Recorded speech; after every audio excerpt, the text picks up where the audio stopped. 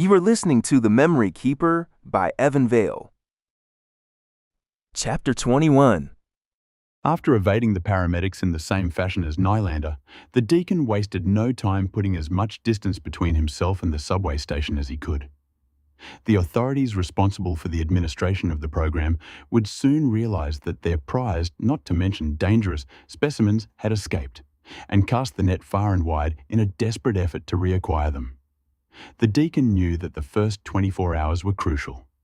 Beyond that, the authorities' chances of recapturing the inmates dropped by a factor of 10. And the longer they remained at large, the harder it would be to find them.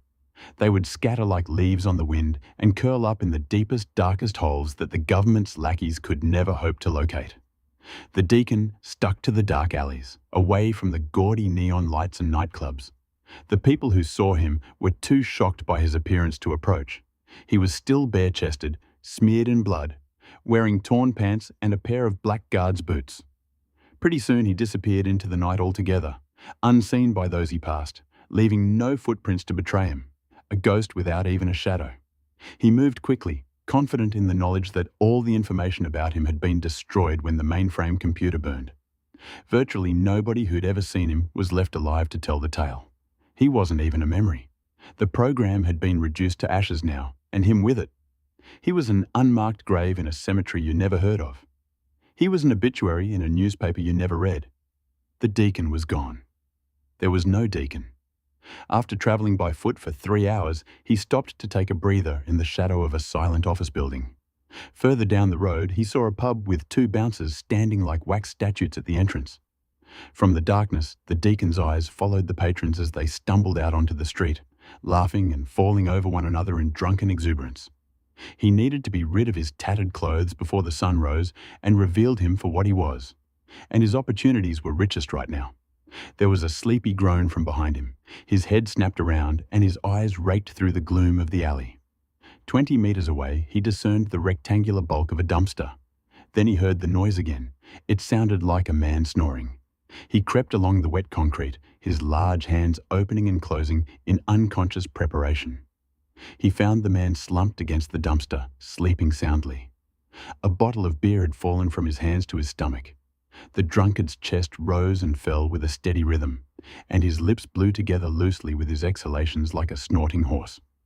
It was difficult to tell, but the Deacon gauged the man to be late 20s, about the same height and weight as himself, but not nearly as good-looking, despite the man's youth. His clothes were in good condition, though the Deacon had never been partial to flannelette shirts. But the leather shoes would be a welcome relief after running through Melbourne in the heavy boots, and jeans were the trousers for every occasion. The alley was long and dark and deserted of witnesses. Gently lifting the empty bottle from the drunkard's chest, the Deacon moved closer and clubbed him over the head with it.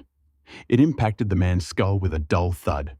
The bottle smashed, and the man keeled over, unconscious.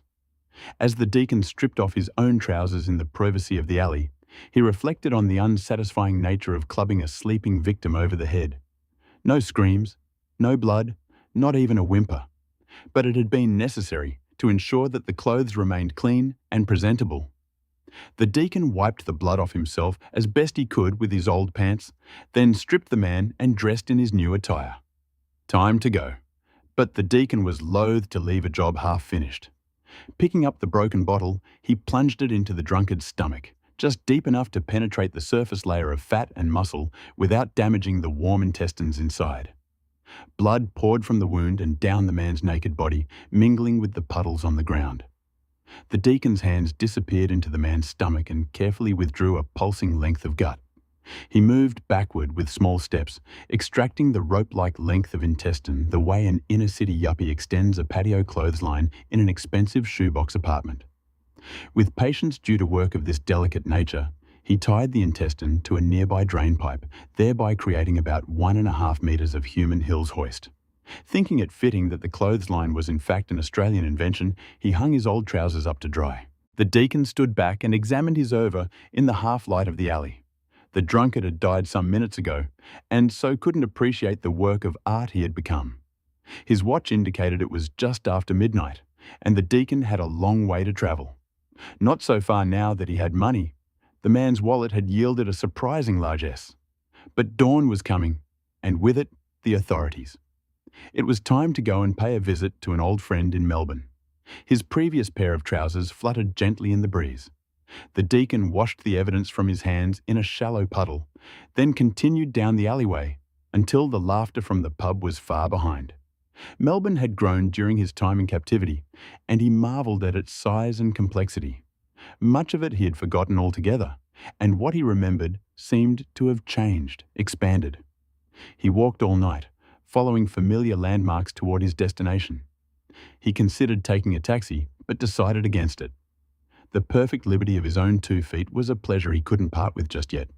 He saw police cars racing down the streets, but none saw him, and the people he passed on the footpaths paid him no attention. That is the end of this chapter. To listen to the next chapter on YouTube or to purchase the digital ebook from Amazon, see the links in the description.